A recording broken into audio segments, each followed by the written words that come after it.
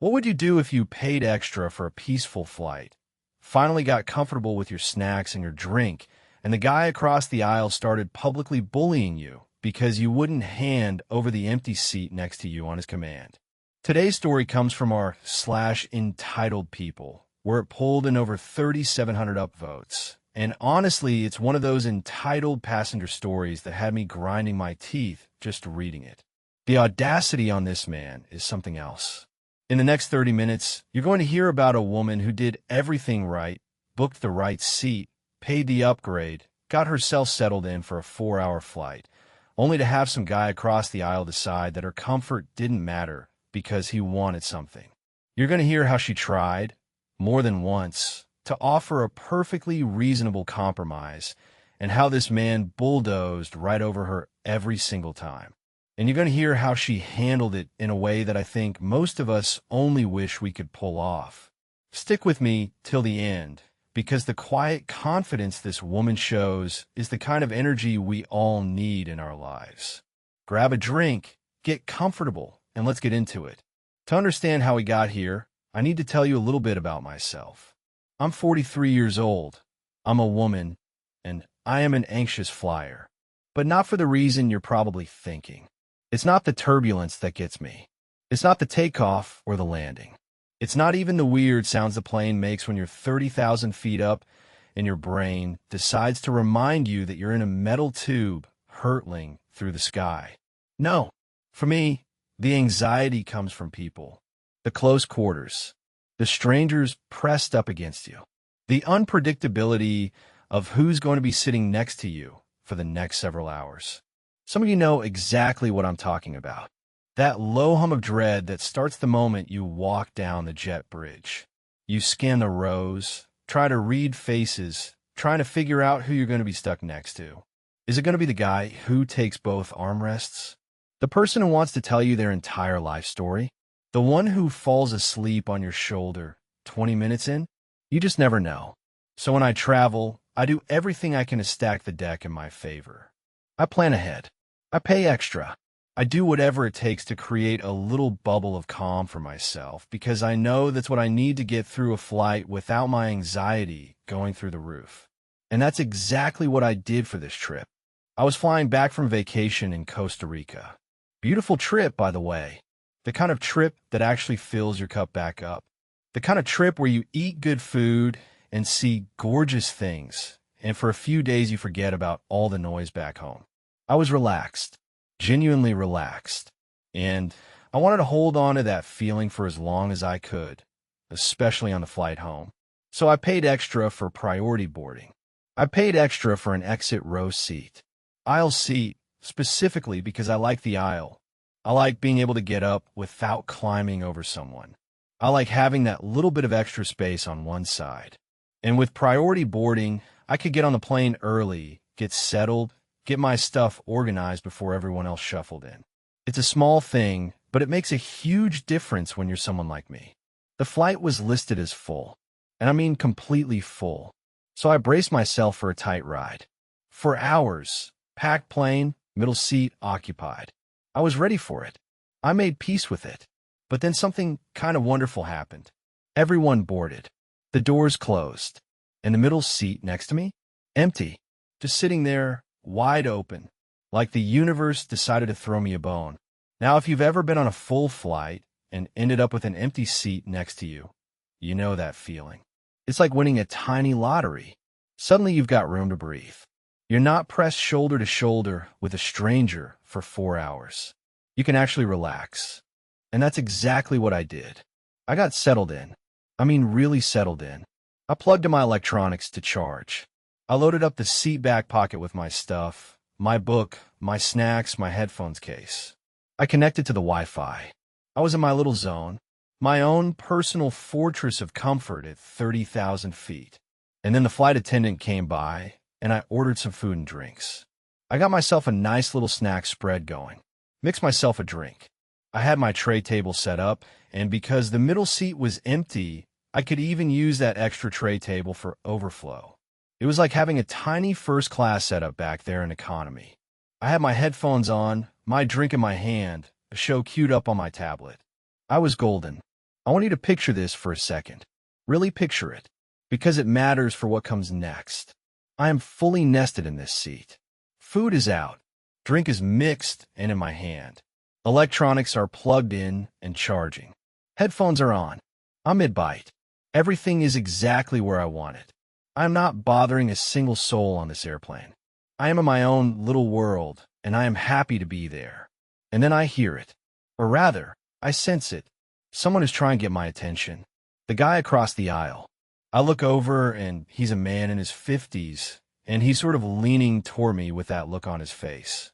You know the look. The one that says he wants something. I take off my headphones. I give him my attention, even though I really don't want to. He asks if the middle seat is empty. Simple question. I give him a simple answer. Yep. Put my headphones back on. Because that's all that needed to be said, right? He asked a question. I answered it. Done. Back to my snacks, back to my show, back to my peaceful little bubble. But a couple of minutes later, he's at it again. Talking at me. Not to me, at me. There's a difference. So I pull my headphones off again. And here's what he says. Hey, switch seats with me so that my wife in the back of the plane can come up and sit next to me in that empty middle seat. Now let me just pause here. Let me break down what's happening. This man did not book seats next to his wife. That was his choice. He did not pay to upgrade her seat. That was also his choice. He is sitting across the aisle from me in a seat that is presumably the seat he chose and paid for. His wife is somewhere in the back of the plane in a seat that she chose and paid for. None of that is my problem. None of that is my doing. But suddenly, somehow, it's supposed to be my responsibility to fix it. And notice what he didn't say. He didn't say, please. He didn't say, would you mind? He didn't say, I know this is a big ask, but he didn't phrase it as a request at all. He phrased it as an instruction. Switch seats with me. Like I'm a piece on a chessboard, and he's just going to slide me wherever he wants. But here's the thing. I'm a reasonable person. I really am. Even with my anxiety, even with how settled in I was, even though I paid extra for this specific seat, I was willing to work with the guy. Because that's what decent people do. We accommodate each other when we can. So I start to respond. I say, well, I'm all settled in right now and don't really want to move while I'm eating, but if you wait. And that's as far as I got. Because he cut me off. He interrupted me mid-sentence. I was literally in the middle of saying yes, of offering him exactly what he wanted, just on a slight delay, and he couldn't even let me finish. He starts going on about how easy it'll be. It'll be really easy to switch all our stuff. As if the difficulty of moving was the issue.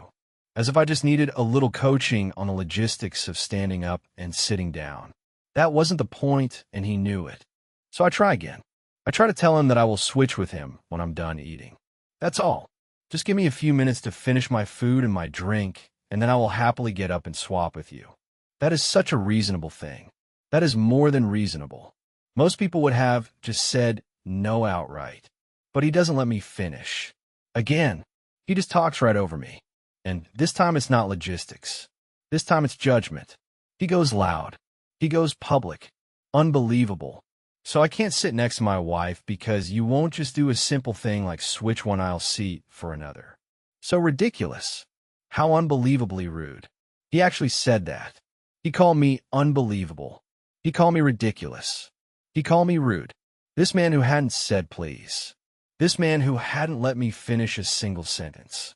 This man who interrupted me twice while I was trying to say yes. He called me rude. And he wasn't saying this quietly. He wasn't having a private conversation. He was performing. He was gesturing around at the people nearby, trying to get them on his side. Looking at the other passengers like, can you believe this woman? Making big, sweeping hand movements. Shaking his head. Putting on a whole show. Here's what kills me. I was going to say yes.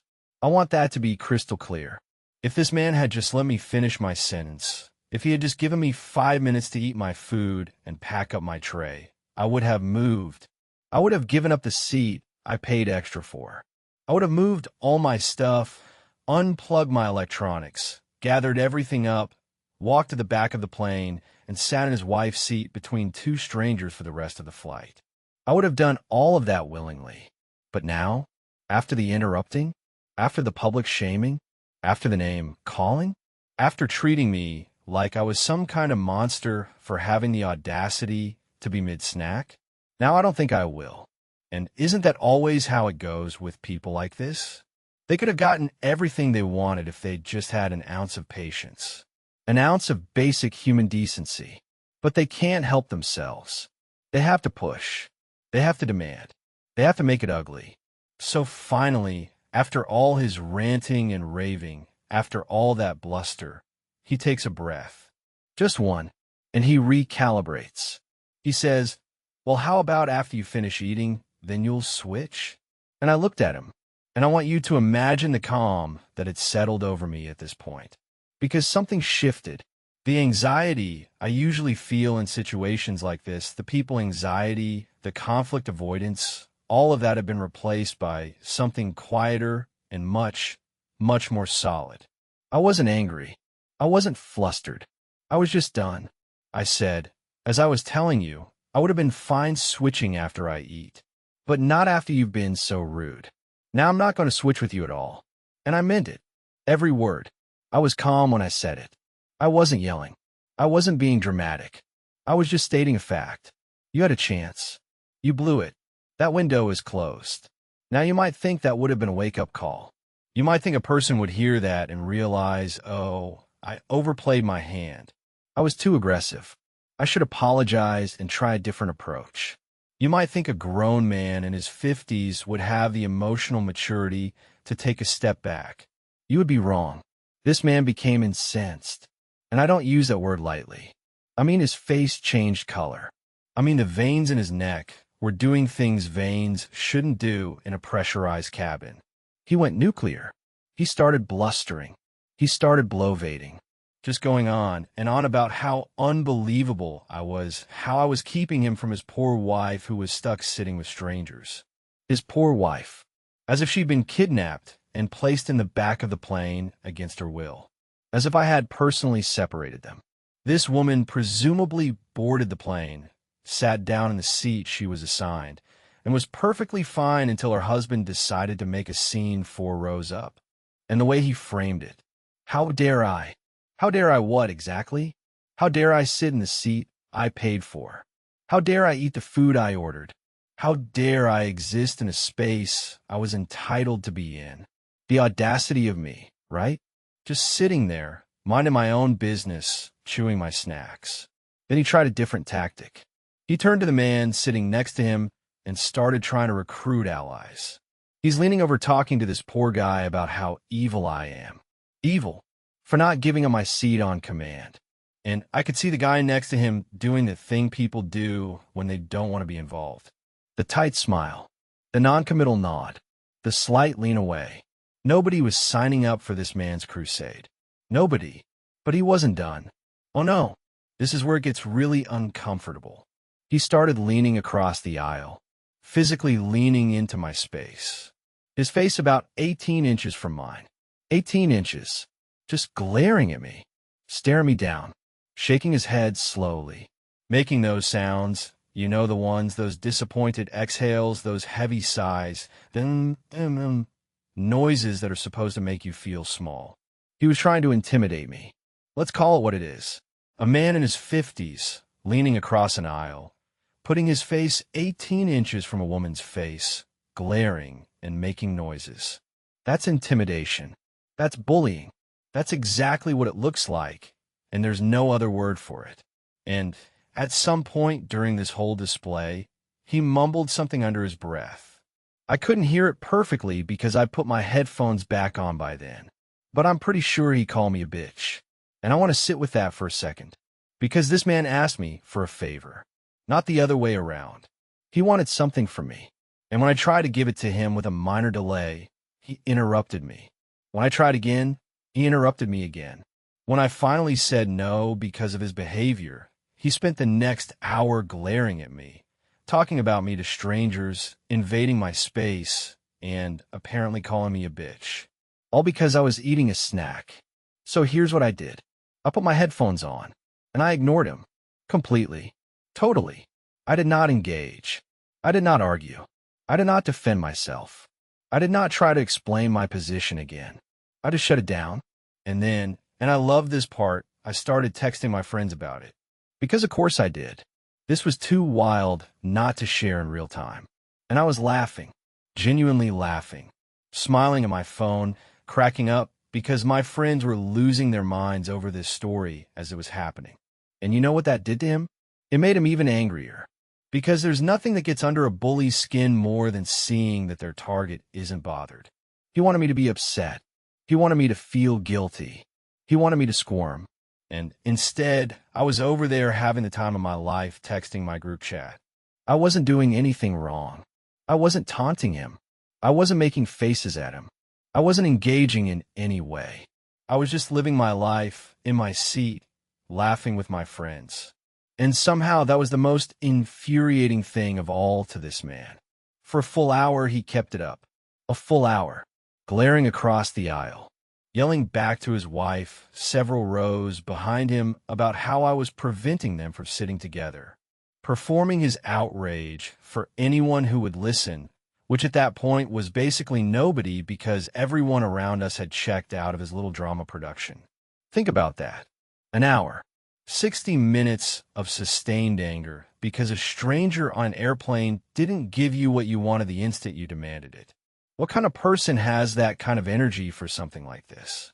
What's happening in your life that this is how you choose to spend your time on a flight? And the whole time his wife is sitting in the back of the plane, probably mortified, honestly, because everyone within earshot of this man knows exactly what's happening and exactly who's causing the problem. And I can tell you, based on the body language of everyone around us, the consensus was not in his favor. Around the 1 hour from landing mark, he finally started to wind down.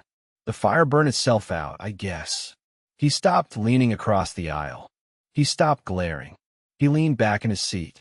He still had that sour look on his face, that tight jaw, those narrowed eyes, but he wasn't actively performing anymore. He was just sitting there, stewing. I should have felt relieved, but honestly I didn't. Because I knew it wasn't over.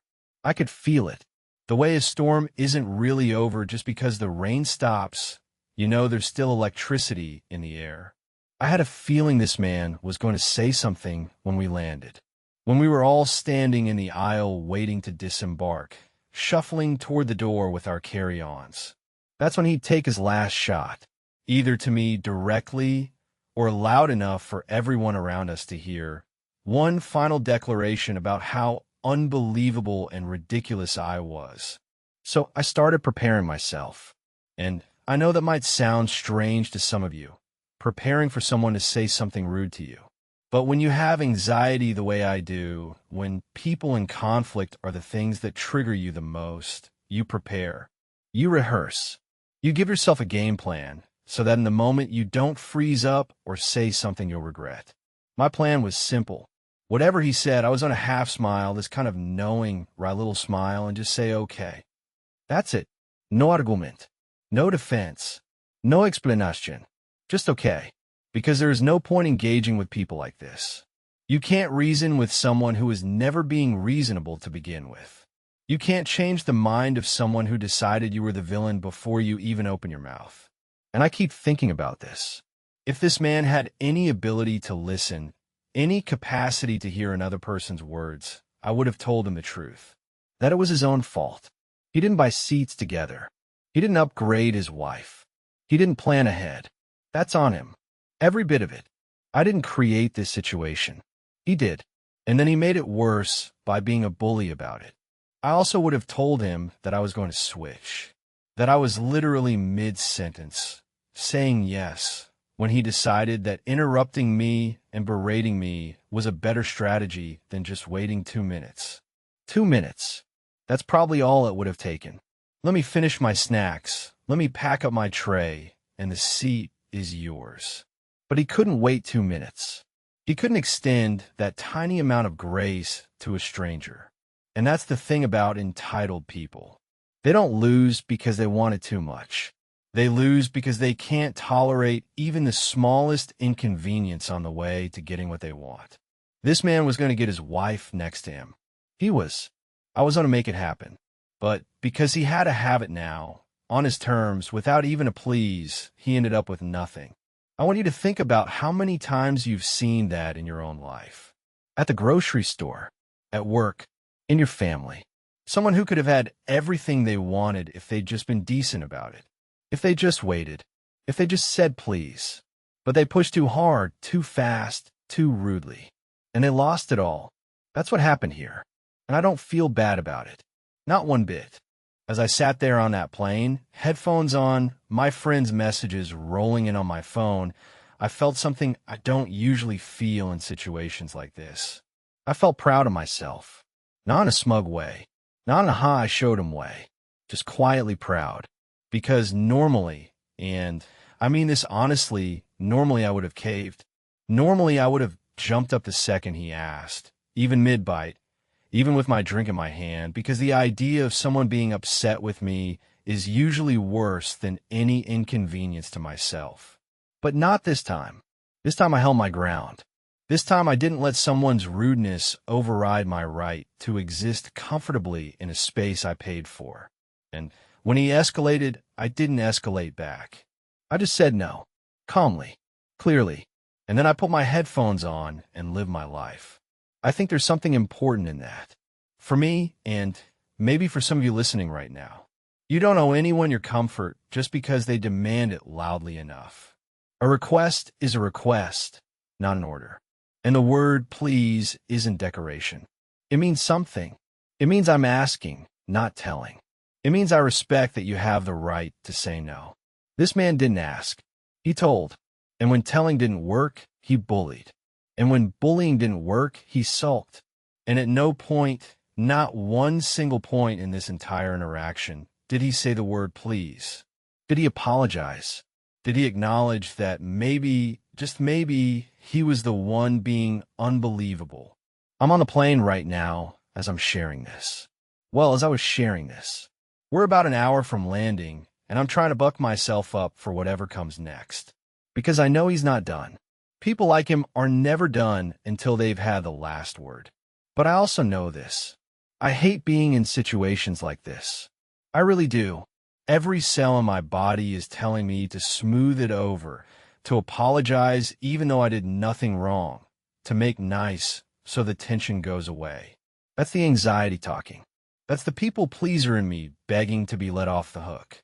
But I hate giving in to bullies more than the discomfort, more than the anxiety, more than the tight feeling in my chest. I hate rewarding bad behavior. I hate teaching someone that if they're just loud enough and mean enough, they'll get what they want. Because that's what giving in would do. It would tell this man that his approach works. And then he'd do it to the next person. And the next. And the next. So no, I sat in my seat. I ate my snacks. I drank my drink. I laughed with my friends. And I let a grown man throw a tantrum across the aisle because he couldn't handle being told to wait. And I think that's the best thing I could have done. Not just for me. For every person who's going to sit next to that man on every flight for the rest of his life. Maybe, just maybe, he'll remember this. Maybe he'll remember that being rude and demanding didn't work. That interrupting and glaring and name-calling didn't get him what he wanted. And maybe next time, he'll try something radical. Maybe next time he'll say please.